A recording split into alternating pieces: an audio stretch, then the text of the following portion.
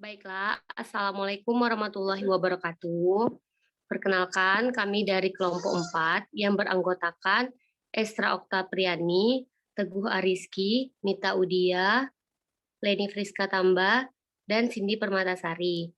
Baiklah, untuk tugas kami ini adalah yang berjudul asam nukleat. Untuk pembahasan pertama ini akan dijelaskan oleh saya sendiri. Baiklah, di sini ada pengertian asam nukleat. Nah, perlu diketahui bahwa asam nukleat ini adalah suatu makromolekul biokimia yang kompleks dan memiliki bobot molekul yang tinggi dan juga tersusun atas lantai nukleotida yang mengandung informasi genetik. Nah, asam nukleat ini yang paling umum adalah asam deoksibogluneat, yaitu DNA, dan juga asam ribonukleat atau RNA, yang bisa kita kenal sebagai DNA dan RNA. Nah, perlu diketahui bahwa asam nukleat ini ditemukan pada semua sel hidup serta pada virus. Nama asam nukleat ini juga diberikan karena awalnya ini ditemukan di dalam inti nukleus di dalam sel eukariota. Nah, meskipun belakangan ini diketahui bahwa asam nukleat juga ditemukan di monoklorida dan kloroplast serta sitoplasma dan sel prokariota.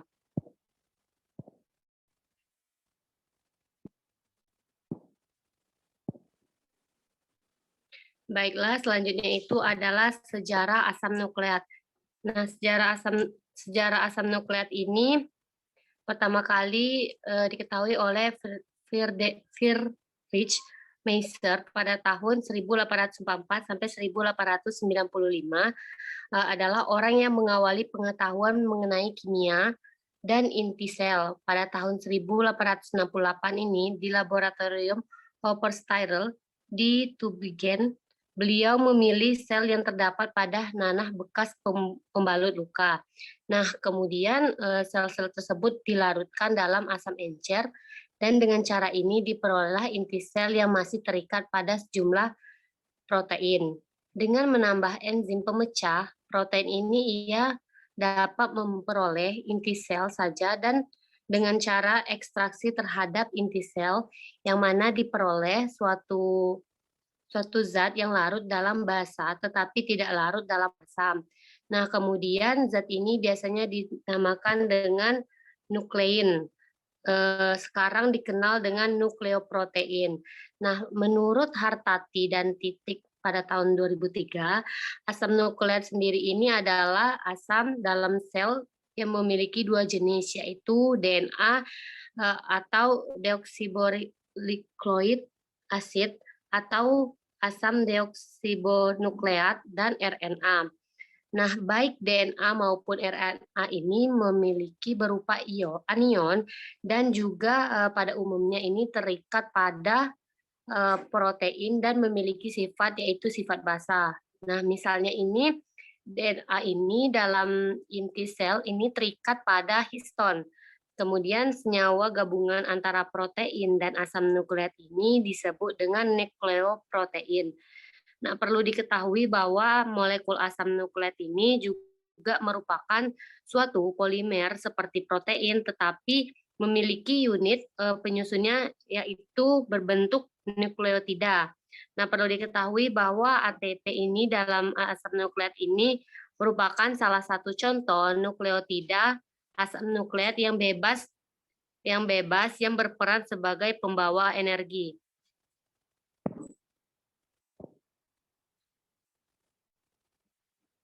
Nah, perlu diketahui bahwa jenis asam nukleat ini ada dua. Yang pertama itu ribonukleik asid atau asam ribonukleat, yaitu pertama ada RNA. Nah, perlu kita ketahui di sini RNA ini adalah suatu asam yang berfungsi sebagai penyimpan dan penyalur informasi genetik.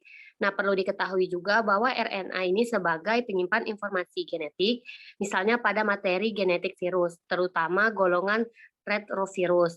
Nah, perlu diketahui juga RNA ini sebagai penyalur informasi genetik, yang mana RNA ini juga biasa berfungsi sebagai enzim ribosim yang dapat mengkalis farmasi antara RNA sendiri dengan molekul RNA lainnya.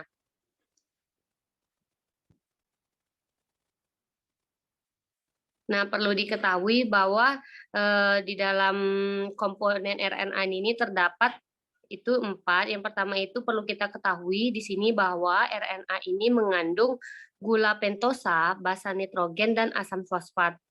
Dan juga gula pentosa ini berupa ribose atau, basa nitrogen ini juga purinnya ini terdiri atas adenin dan guanin, serta pirimidinnya ini terdiri atas sitosin dan urasin. Dan dapat, disingkatkan sebagai berikut: basa nitrogen senyawa heterosiklik yang mengandung nitrogen yang terdapat pada RNA itu ada 4 macam. Yang pertama itu ada adenin 6 aminopurin atau A, yang kedua itu ada guanin 6 oksi 2 aminoprotein atau G, yang ketiga itu ada sitosin 2 oksi 6 aminoprotein atau C, yang keempat itu ada urasin atau 2,4 dioksipirimidin atau U. Nah, perlu kita ketahui ini adalah bentuk molekul-molekul dari sitosin, timin, urasin, adenin, dan prumin.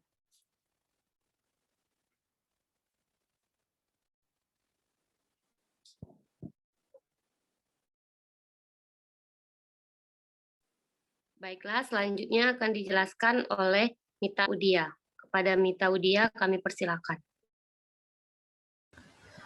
Baiklah, selanjutnya itu adalah struktur dari RNA. Nah, RNA sendiri itu merupakan suatu rantai tunggal dari polinukleotida. Jadi, setiap ribonukleotida tersebut terdiri dari 3 gugus, yaitu ada gugus 5 karbon, lalu ada gugus basa nitrogen, yang dimana basa nitrogen ini terdiri dari golongan purin atau yang sama dengan DNA, dan golongan pirimidin yang berbeda, yaitu adalah sitosin atau C, dan juga urasil atau U. Kemudian itu ada gugus fosfat, di mana gugus fosfat ini purin dan pirimidin yang berkaitan dengan ribosa akan membentuk suatu molekul yang kita namai dengan nukleosida atau ribonukleosida, yang merupakan preuksor dasar untuk sintetis dari DNA. Lalu ribonukleosida yang berkaitan dengan gugus fosfat membentuk suatu nukleotida atau ribonukleotida. Lalu RNA itu merupakan hasil dari transkripsi dari suatu fragmen dari DNA, yang kemudian DNA tersebut merupakan polimer yang jauh lebih pendek daripada DNA tersendiri. Selanjutnya, itu adalah jenis dari asam nukleat. Itu ada tipe dari RNA. RNA sendiri itu terdiri dari 3 tipe, yaitu ada mRNA atau messenger RNA, atau singkat juga dengan RNAD, atau dan RNA duta. Kemudian ada tRNA, yang merupakan transfer dari RNA, atau juga RNAT, yaitu adalah RNA transfer. Dan juga rRNA, yaitu adalah ribosomal RNA, atau RNAR, atau RNA dari ribosomal. Yang pertama itu ada, yang pertama itu kan ada RNAD atau RNA dari duta, yaitu merupakan RNA yang urutan dari basanya komplementer dengan salah satu urutan basa rantai RDNA.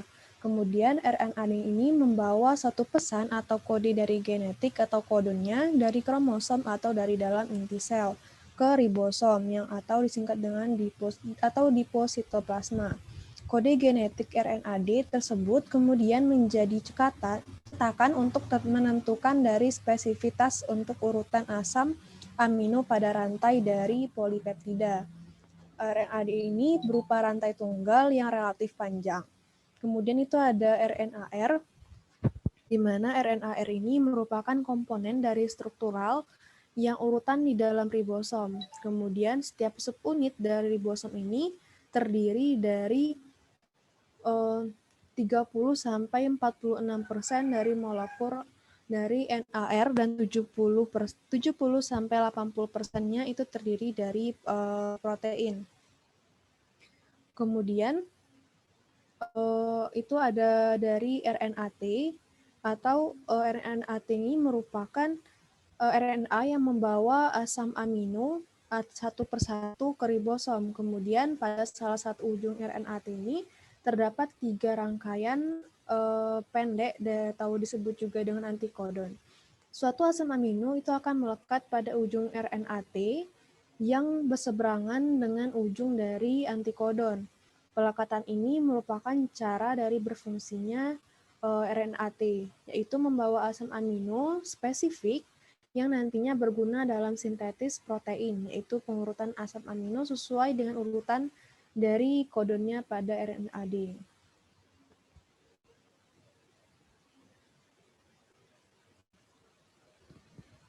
Baiklah, selanjutnya akan dijelaskan oleh Saudari Esra. Kepada Esra kami persilakan.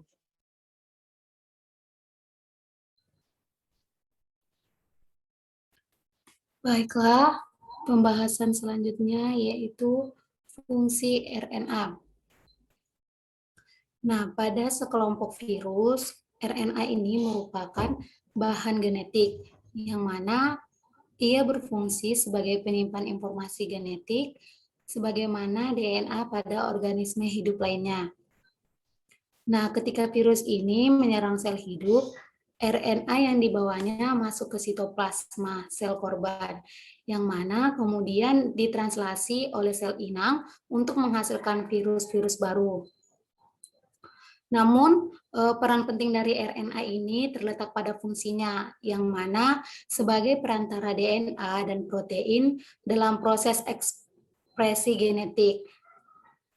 Dan fungsi RNA ini tergantung dari macamnya, yaitu yang pertama RNA-D atau RNA duta, yang mana menerima informasi genetik dari DNA, dan prosesnya ini dinamakan transkripsi, dan juga berlangsung di dalam inti sel. Yang kedua ada RNA-T atau RNA transformasi, yang mana mengikat asam amino yang ada di sitoplasma. Kemudian ada RNA-R atau dapat dikatakan dengan RNA ribosom yang mana mensintesa protein dengan menggunakan bahan asam amino. Yang mana proses ini berlangsung di ribosom dan hasil akhirnya berupa polipeptida. Kemudian ada letak dari RNA. Nah, ditinjau dari jenisnya, RNA ini terdapat dalam RNA duta terdapat dalam nukleus, dan RNA duta ini dicetak oleh salah satu pita DNA yang berlangsung di dalam nukleus. Kemudian RNA transfer atau pemindah terdapat di sitoplasma. Kemudian RNA-R atau RNA ribosom terdapat di dalam ribosom. Selanjutnya,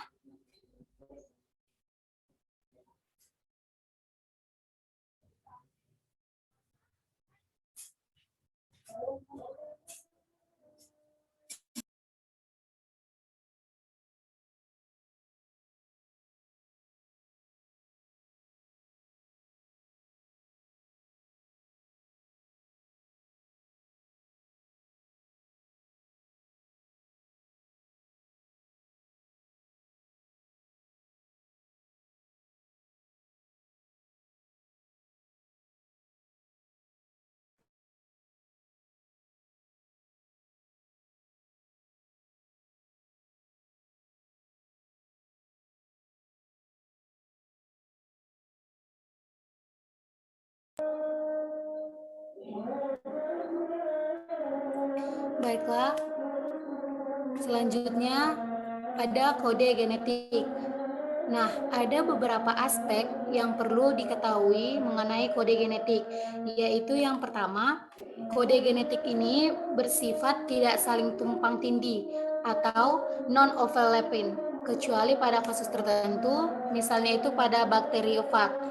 Yang kedua, kode genetik ini tidak ada sela di antara kodon satu dengan kodon yang lain, atau tidak ada koma di antara kodon.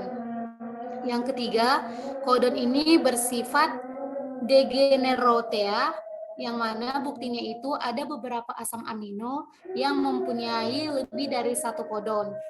Yang keempat, Secara umum, kodon ini bersifat hampir universal karena pada beberapa organel jasa tinggi ada beberapa kodon yang berbeda dari kodon yang digunakan pada sitoplasma. Nah, yang kelima, dalam proses translasi, setiap kodon berpasangan dengan antikodon yang sesuai yang terdapat pada molekul tRNA. Sebagai contoh, kodon metionin atau AUG, yang mana mempunyai komplemennya dalam bentuk antikodon UAC yang terdapat pada tRNA.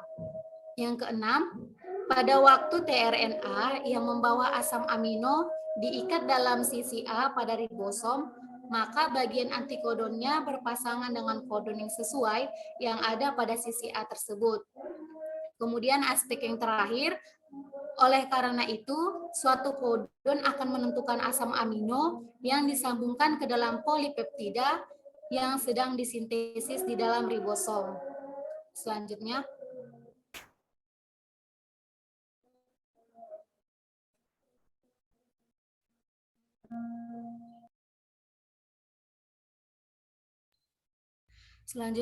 ada jenis asam nukleat yaitu DNA.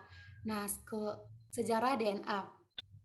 DNA ini pertama kali berhasil dimurnikan pada tahun 1868 oleh ilmuwan Swiss Friedrich Miescher di Tübingen, Jerman, yang menamainya nuklein berdasarkan lokasinya di dalam inti sel.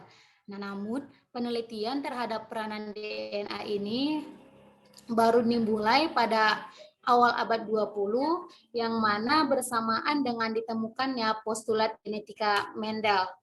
Nah, 2 eksperimen pada dekade 40-an membuktikan bahwa fungsi DNA sebagai materi genetik, yang mana dalam penelitian oleh Avery dan rekan-rekannya, ekstrak dari sel bakteri yang satu gagal mentransport sel bakteri lainnya, kecuali jika DNA dalam ekstrak dibiarkan utuh.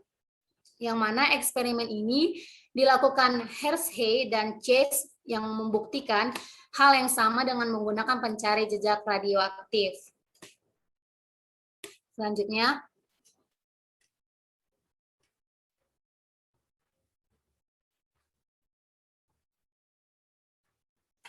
Selanjutnya ada dari struktur DNA.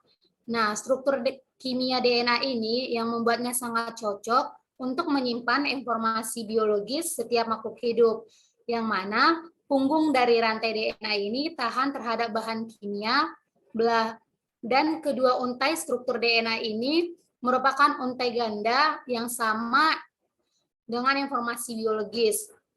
Nah, DNA ini merupakan makromolekul polinukleotida yang tersusun atas polimer nukleotida yang berulang-ulang, tersusun rangkap, membentuk DNA helix ganda dan berpilin ke kanan.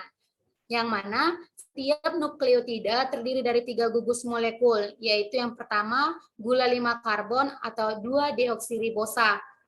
Nah, pada rantai punggung DNA atau DNA backbone, gula deoksiribosa ini kemudian terhubung dengan suatu gugus fosfat, tepatnya pada atom karbon nomor 5.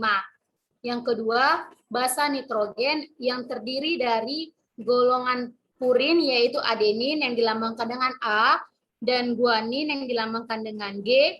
Kemudian golongan pirimidin yaitu sitosin yang dapat dilambangkan dengan C dan timin yang dilambangkan dengan T. Kemudian gugus fosfat.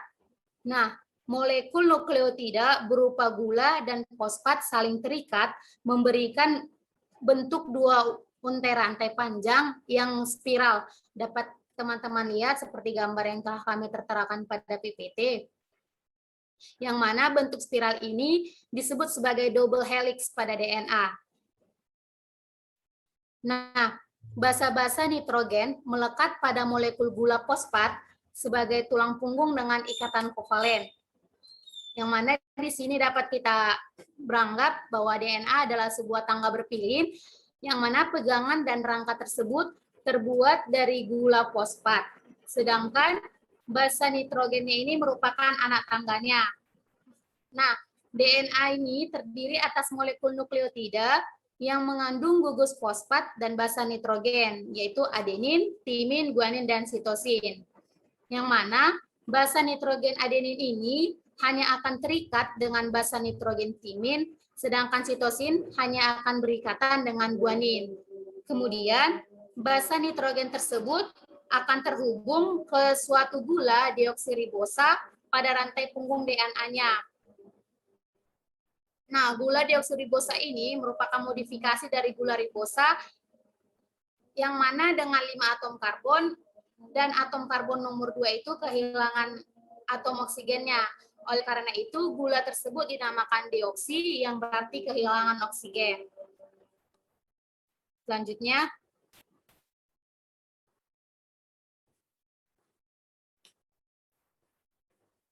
baiklah, sekian pemaparan dari saya kembalikan ke moderator.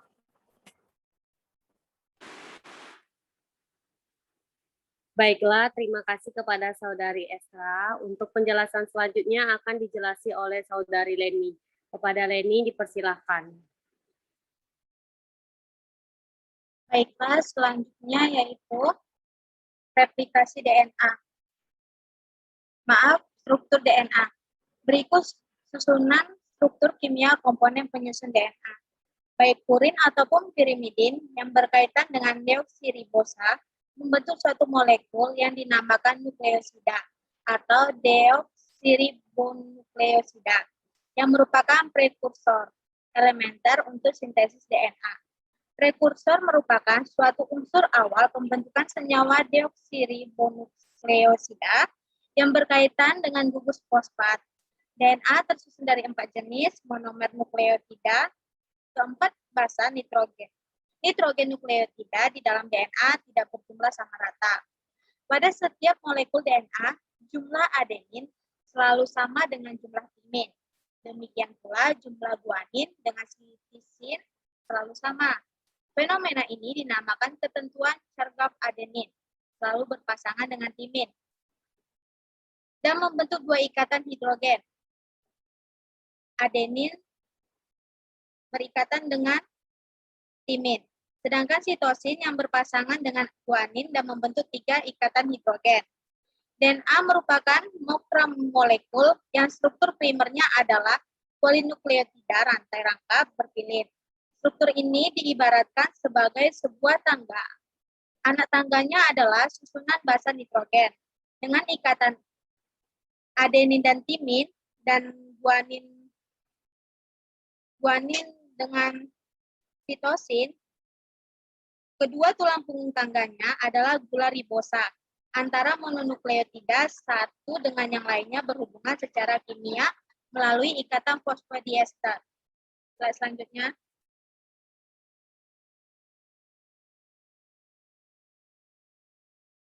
Selanjutnya yaitu replikasi DNA. Kemampuan memperbanyak diri merupakan ciri penting makhluk hidup. Hal ini dapat diamati hingga tingkat molekuler, yakni perbanyakan materi genetik melalui replikasi. Proses ini memerlukan bahan baku deoksiribonukleotida, enzim, dan nukleotida. Proses replikasi DNA akan menghasilkan rantai DNA yang baru yang sama DNA. Juga dapat menghasilkan rantai RNA melalui proses transkripsi. Replikasi diawali dengan terbukanya pilihan dan pemisahan rantai oleh enzim helikase sehingga terbentuk 2 pita tunggal. Replikasi diawali dengan terbukanya pilihan dan pemisahan rantai oleh enzim helikase sehingga terbentuk 2 pita tunggal. Kedua pita tersebut berfungsi sebagai cetakan DNA baru dengan bantuan enzim DNA polimerase. Perlu kita ketahui bahwa terdapat satu sifat DNA double helix yang mempengaruhi replikasi, yaitu kedua pita DNA bersifat antiparalel. Artinya, ikatan gula fosfat kedua pita berlawanan arah. Selanjutnya.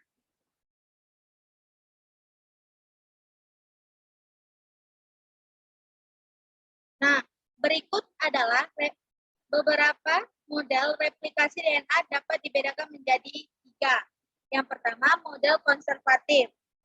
di mana model konservatif ini yaitu dua rantai DNA lama tetap tidak berubah, berfungsi sebagai cetakan untuk dua rantai DNA baru. Atau menurut model replikasi konservatif, semua pita DNA double heli berfungsi sebagai cetakan. Proses tersebut menghasilkan sebuah pita DNA. Dan yang kedua yaitu semi-konservatif. Semi-konservatif ini yaitu dua rantai DNA lama terpisah dan rantai baru disintesis dengan prinsip komplementasi pada masing-masing rantai. Pada masing-masing rantai DNA lama tersebut, model replikasi DNA ini diusulkan oleh Hudson dan Crick beberapa saat setelah mengajukan model DNA double heli. Model ini menjelaskan, setelah pita terurai menjadi pita tunggal, setiap pita berfungsi sebagai cetakan. Setiap pita tunggal membentuk pita pasangannya sehingga membentuk dua pita double heli baru. Dan yang ketiga yaitu model dispresif. Model ini yaitu beberapa bagian dari kedua rantai DNA lama digunakan sebagai cetakan untuk sintesis rantai DNA baru. Berdasarkan model ini, pita spiral atau double heli terputus-putus. Kemudian, potongan DNA tersebut membentuk dua pita baru. Potongan DNA lama akan bersambung dengan DNA baru pada kedua pita double heli. Dari ketiga hipotesis tersebut, hipotesis semi-konservatif lebih banyak diterima oleh para ilmuwan dalam menjelaskan replikasi DNA. Slide selanjutnya.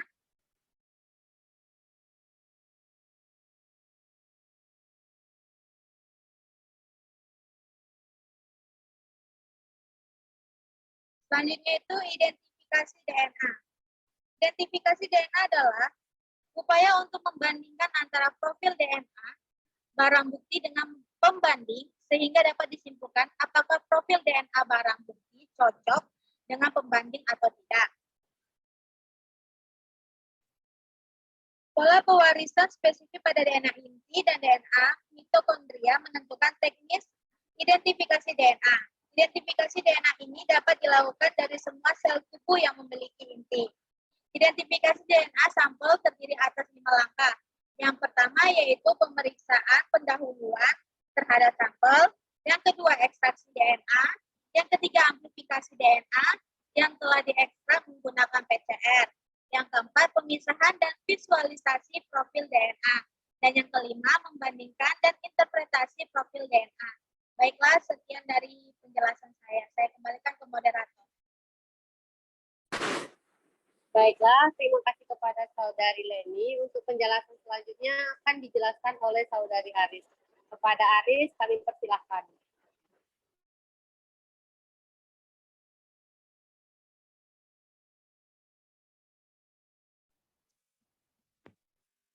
Baiklah, selanjutnya yaitu perbedaan DNA dan RNA. Nah, menurut Pujati 1994, RNA ini memiliki perbedaan dengan DNA. Antara lain yang pertama yaitu bagian pentosa RNA adalah ribosa, sedangkan bagian pentosa DNA adalah deoksiribosa. Kemudian yang kedua yaitu bentuk molekul DNA. Yang ini bentuknya heliks ganda. Kemudian bentuk molekul RNA itu berupa rantai tunggal yang terlipat sehingga menyerupai rantai ganda. Yang ketiga yaitu RNA ini mengandung basa adenin, guanin, dan sitosin seperti DNA, tetapi tidak mengandung timin. Sebagai gantinya RNA mengandung urasil. Kemudian jumlah guanin dalam molekul RNA tidak perlu sama dengan sitosin. Kemudian pula jumlah adenin tidak perlu sama dengan urasil. Selain itu menurut Suryo, perbedaan RNA dengan DNA yang pertama itu berdasarkan ukuran dan bentuk. Untuk RNA itu molekul RNA itu lebih pendek, kemudian RNA itu berbentuk pita tunggal. Sedangkan DNA, molekul DNA itu lebih panjang dan DNA itu berbentuk double helix. Slide selanjutnya.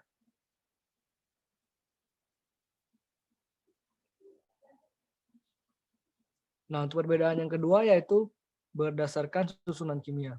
Untuk RNA itu terdiri dari rantai tunggal polinukleotida.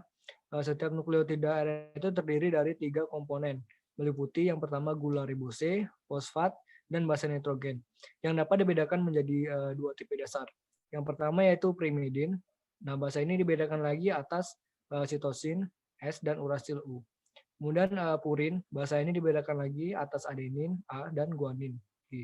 Nah, sedangkan DNA ini tersusun dari nukleotida dan nukleotida. Satu nukleotida itu terdiri dari nukleosida dan fosfat. Sedangkan satu nukleosida terdiri dari satu gula pentosa dan satu basa nitrogen berupa pirin atau primidin. Kemudian susunan kimia DNA itu terdiri dari 3 macam molekul, yakni gula deoksiribosa, fosfat, kemudian ada basa nitrogen.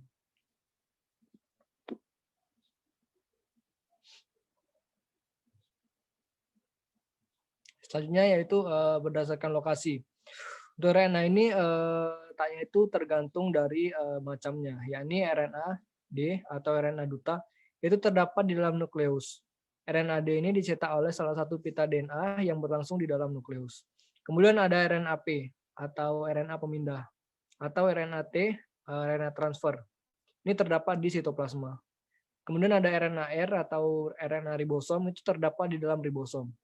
Sedangkan untuk DNA, itu semua makhluk hidup kecuali beberapa virus memiliki DNA. Di dalam sel, sebagian besar itu DNA itu terdapat di dalam nukleus, terutama dalam kromosom. Molekul DNA juga terdapat dalam mitokondria, plastida, dan sentriol. Misalnya. Nah, perbedaannya berdasarkan fungsi. Untuk RNA, fungsinya itu tergantung dari macamnya. Yakni untuk RNA D itu menerima informasi genetik dari DNA. Prosesnya itu dinamakan transkripsi dan berlangsung di dalam inti sel. Untuk RNA T, dia itu fungsinya mengikat asam amino yang ada di dalam sitoplasma. Kemudian untuk RNA T itu mensintesa protein dengan menggunakan bahan asam amino. Proses ini berlangsung di ribosom dan hasil akhirnya berupa polipeptida. Kemudian ada DNA. DNA itu fungsinya yang pertama itu sebagai pembawa informasi genetik dari satu generasi ke generasi lain. Sebagai perancang utama dalam proses sintesis protein. Kemudian mengontrol aktivitas hidup baik secara langsung maupun tidak langsung. Dan DNA ini dia itu membentuk RNA. Selanjutnya. Nah, perbedaannya berdasarkan jenis. RNA ini yang pertama ada RNA D. Ini merupakan RNA terbesar atau terpanjang yang disintesis dalam nukleus. RNA D ini terdiri dari pita polinukleotida tunggal yang mengandung banyak kodon. Kemudian ada RNA T yang merupakan RNA yang rantainya terpendek. RNA T ini berupa pita tunggal yang berbentuk seperti daun semanggi. Kemudian ada RNA R. Ini yang merupakan komponen penyusun ribosom yang jumlahnya paling banyak. RNA R ini banyak diperlukan dalam sintesa protein. Molekulnya berupa pita tunggal yang bersifat fleksibel. Kemudian untuk DNA. Ini jenisnya yang itu ada bDNA, merupakan DNA yang direplikasi dan digunakan dalam proses transkripsi dan translasi RNA. Kemudian ada zDNA, yang merupakan DNA yang berperan dalam transkripsi RNA, yang merupakan proses sintesis protein untuk menciptakan mRNA dari untai DNA. Kemudian ada aDNA, ini memiliki struktur yang lebih kompak. aDNA ini mempunyai kemiripan dengan bDNA. Ada juga cDNA, atau DNA komplementer atau klon, yang merupakan jenis DNA yang digunakan untuk menggambarkan pustaka informasi genetik. Selanjutnya.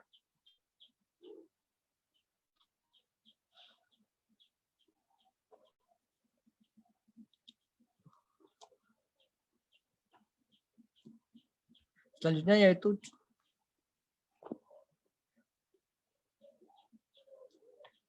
yaitu cara menentukan DNA.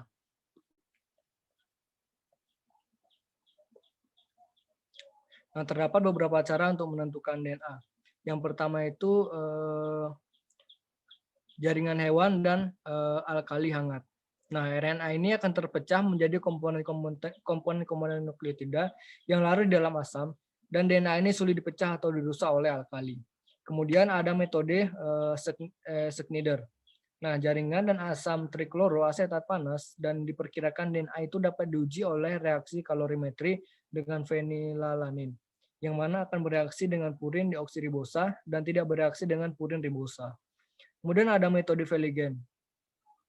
Nah, fusin sulfurous acid ini akan berwarna merah dengan DNA dan tidak dengan RNA. Reaksi ini diterapkan untuk mempelajari distribusi RNA dan DNA di dalam bagian-bagian sel.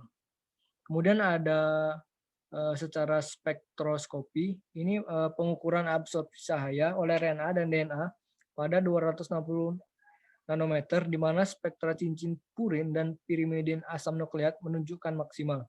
Nah, 3 bentuk utama RNA yang terdapat dalam sel mempunyai berat molekul dan komposisi yang berlainan, tetapi khas untuk tiap macam bentuk RNA. Semua RNA itu terdiri dari rantai tunggal poliribonukleotida. Pada sel bakteri, semua RNA itu ada di dalam sitoplasma. Baik, mungkin sekian. Saya kembalikan ke moderator. Baiklah, terima kasih. Itulah hasil paparan yang dapat kami sampaikan. Jadi di sini kami akan membuka sesi tanya jawab kepada kelompok pembahas, yaitu kelompok 5.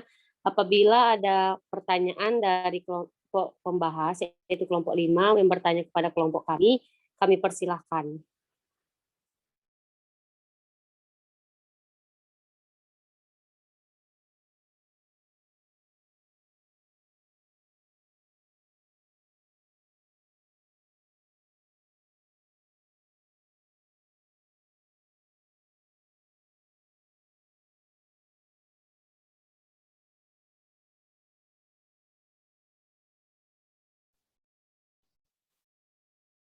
Baiklah. Tes. Iya, Dio. Dengar kok suaranya. Baiklah. Saya di sini izin bertanya.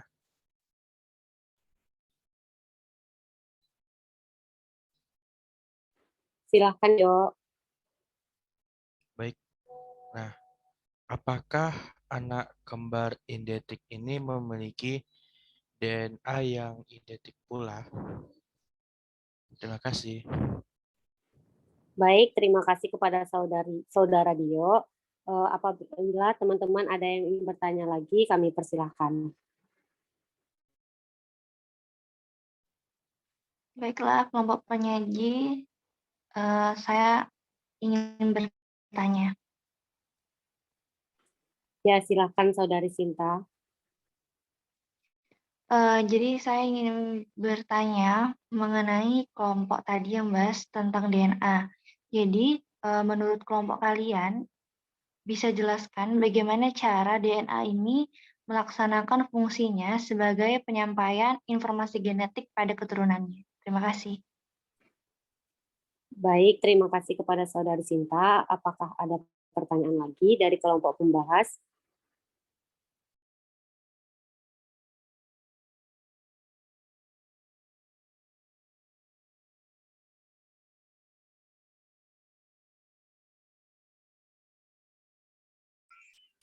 Izin bertanya, moderator.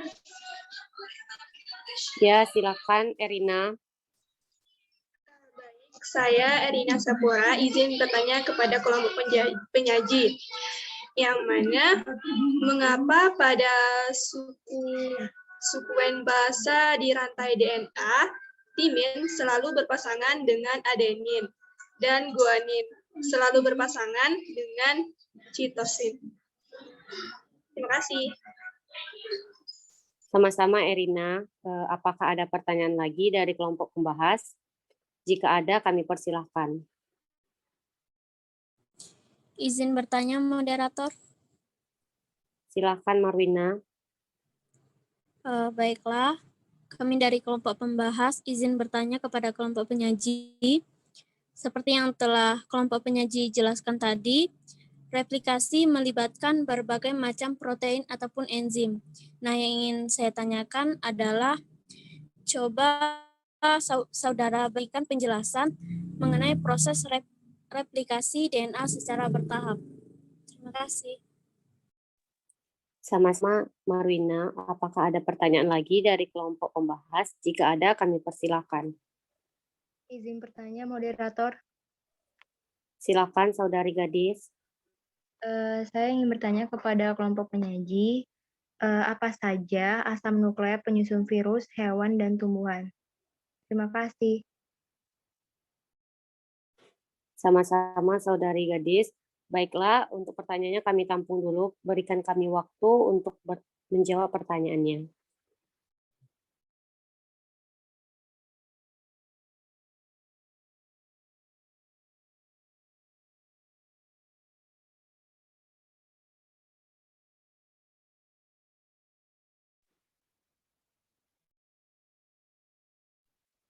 Baiklah, mungkin untuk pertanyaan pertama itu dari pertanyaan Dio, mungkin akan dijawab oleh Saudari Mita. Kepada Saudari Mita, kami persilahkan.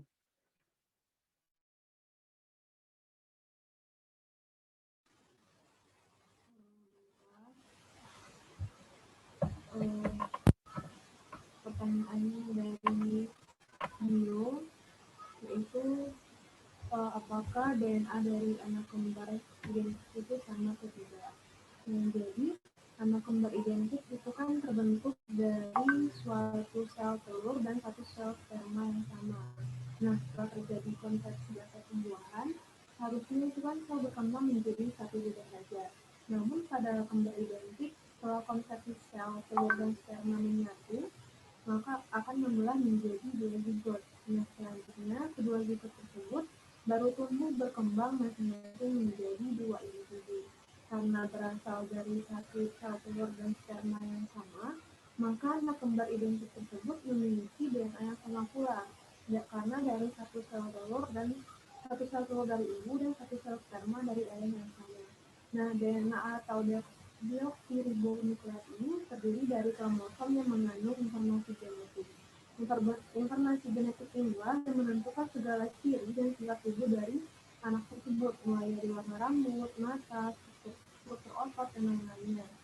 Nah, dari satu lembaga penelitian di Indonesia itu mengatakan bahwa anak kembar identik itu berbagi DNA yang sama persis pada saat dalam kandungan. Namun perubahan dapat terjadi setelah pembuahan, sehingga membuat DNA mereka tetap memiliki perbedaan. Maka dari itu dapat dikatakan bahwa kembar identik bukan artinya memiliki DNA identik pula, tapi DNA yang sangatlah mirip.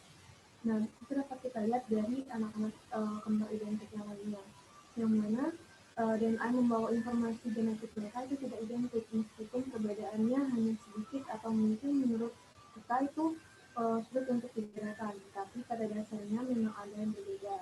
Contohnya itu pada sidik jari bisa mirip tetapi tidak 100% sama persis. Selain itu, misalnya bentuk wajah atau warna rambutnya, ini semua karena DNA mereka tidak 100% identik tetapi sangatlah mirip. Nah, faktor lingkungan atau pola makan juga bisa mempengaruhi kondisi fisik dari anak kembar identik tersebut. Ada juga faktor epigenetik yang bisa mempengaruhi perbedaan pada anak kembar seiring berjalannya usia dari anak kembar identik tersebut. Pada akhirnya, anak kembar identik pun memiliki perbedaan DNA sekalipun itu hanyalah sedikit. Kembali ke moderator.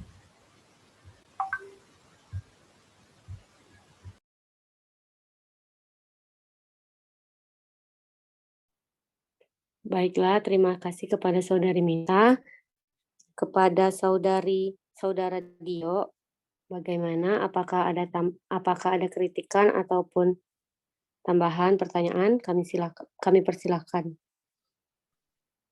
Baiklah, terima kasih untuk pertanyaan dari kelompok 4 sudah bisa saya pahami dan sudah menjawab pertanyaan dari saya. Terima kasih banyak.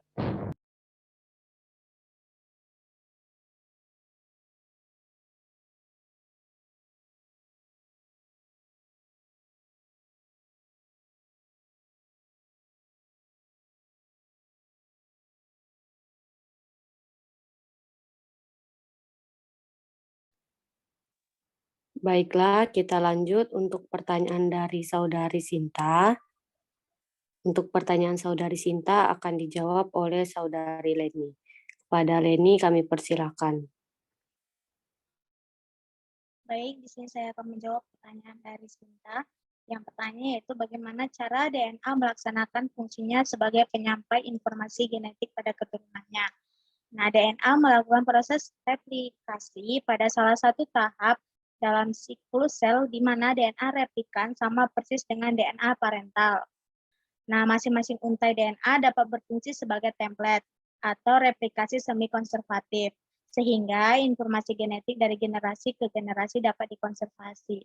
Nah, di mana tadi kami sudah menjelaskan semi-konservatif itu yaitu dua rantai DNA lama terpisah dan rantai baru sintesis dengan prinsip komplementasi pada masing-masing rantai DNA lama tersebut. Baik, sekian dari penjelasan saya kembalikan ke moderator. Baiklah, bagaimana kepada Saudari Sinta, apakah jawaban dari Leni dapat dipahamin? Baik, sebelumnya terima kasih atas paparan jawaban yang sudah dijelaskan oleh kelompok penyaji. Saya rasa jawaban yang sudah dijelaskan cukup jelas. Terima kasih. Terima kasih kembali. Baiklah, kita lanjut ke pertanyaan ketiga. Pertanyaan itu dari Erina. Pertanyaan Erina akan disampaikan oleh Saudari Estra. Kepada Estra kami persilahkan. Baiklah, sebelumnya maaf, apakah suara saya terdengar jelas?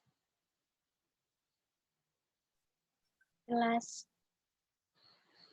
Baiklah, di sini saya akan menjawab pertanyaan dari Saudari Erina Safura, yang mana pertanyaannya itu mengapa pada sekuens basa di rantai DNA, timin selalu berpasangan dengan adenin dan guanin selalu berpasangan dengan sitosin. Nah, dalam hal ini basa-basa DNA menempati posisi sebagai anak tangga pada rantai tangga double helix DNA, yang mana urutan basa ini selalu merupakan sekuens dari basa pasangannya, yang mana guanin dengan sitosin, adenin dengan timin. Nah, dari pengertian ini kita mendapatkan bahwa pirimidin merupakan senyawa basa nitrogen yang mempunyai 2 atom N dan hanya 1 gugus siklik. Sedangkan purin itu merupakan sebuah senyawa organik heterosiklik aromatik yang terdiri dari cincin piramidina dan cincin imaidazola yang bergandeng sebelahan. Nah, purina ini merupakan salah satu dari 2 grup basa nitrogen. Sekuens basa DNA ini akan selalu berpasangan dengan basa komplementernya. Karena itulah basa-basa DNA akan berpasangan dengan basa dengan struktur pirimidin yang berbeda. Mungkin sekian pemaparan jawaban dari saya.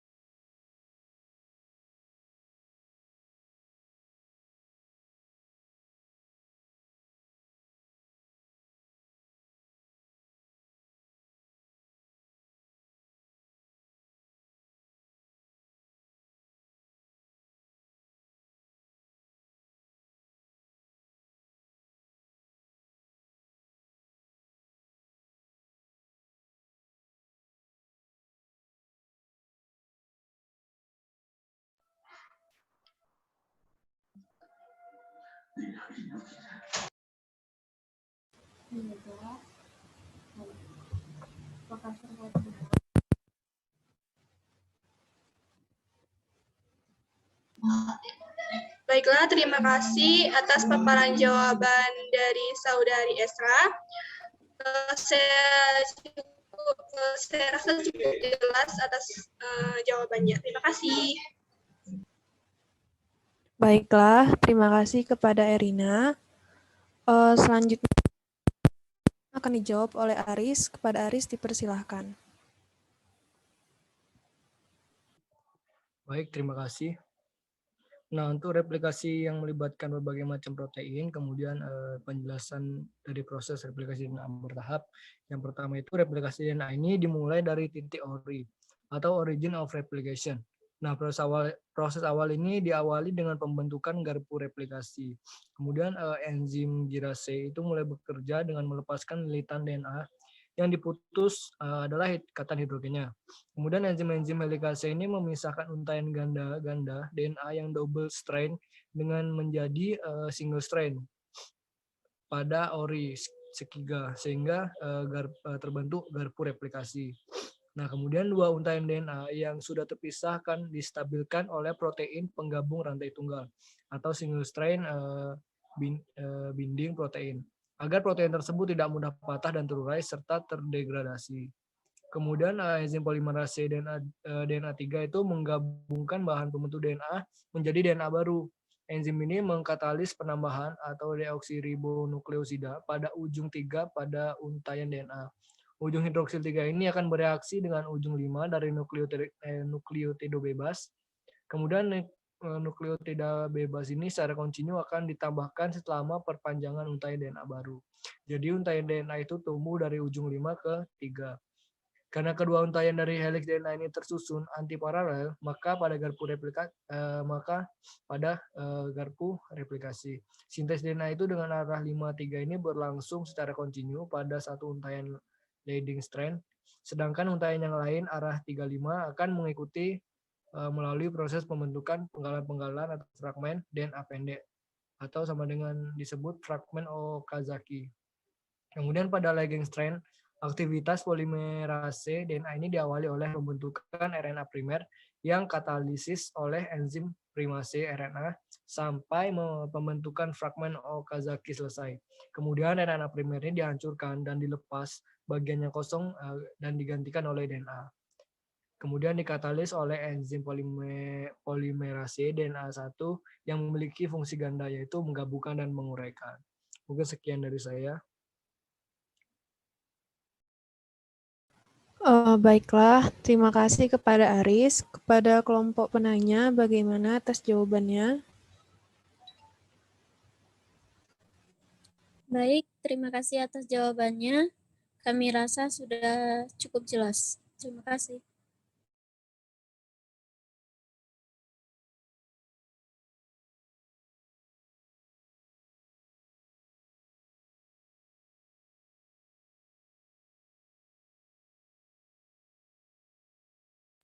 Baiklah.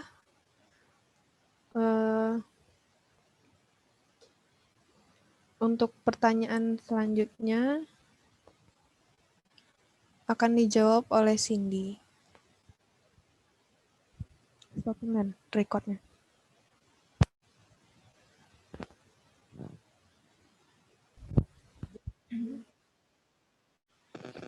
Baiklah, untuk pertanyaan selanjutnya, itu pertanyaan dari gadis, akan dijawab oleh Esra. Kepada Esra dipersilahkan. Baiklah, di sini saya akan menjawab pertanyaan dari gadis, yang mana pertanyaan itu, apa saja asam nukleat penyusun virus, hewan, dan tumbuhan? Nah, asam nukleat pada virus.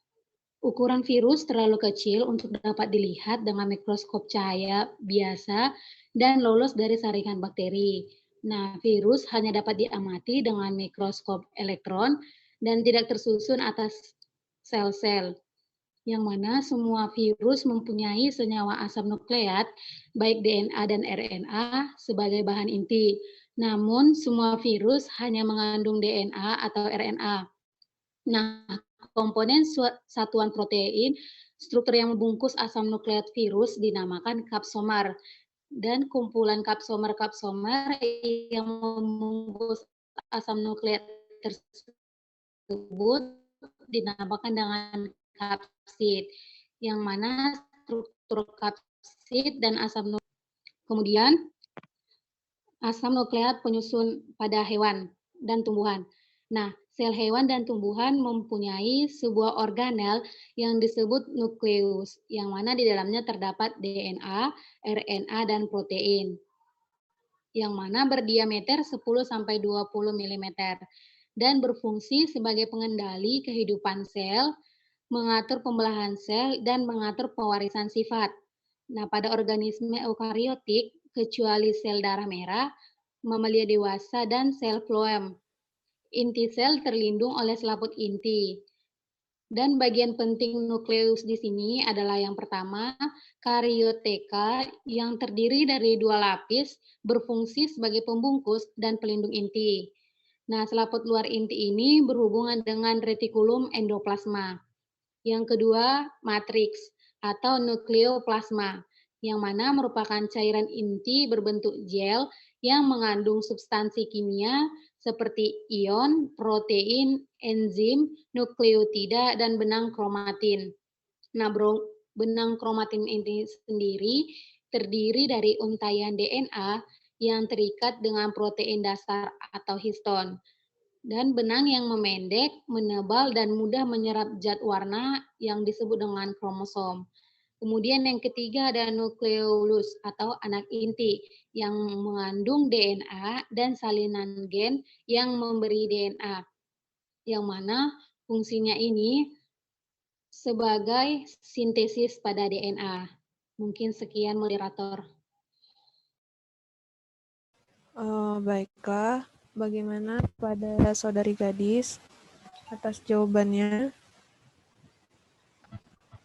Baiklah, terima kasih kepada Saudari Asrah atas jawabannya. Paparannya sudah sangat jelas. Terima kasih. Baiklah, terima kasih kepada kelompok penanya. Kami dari kelompok 4,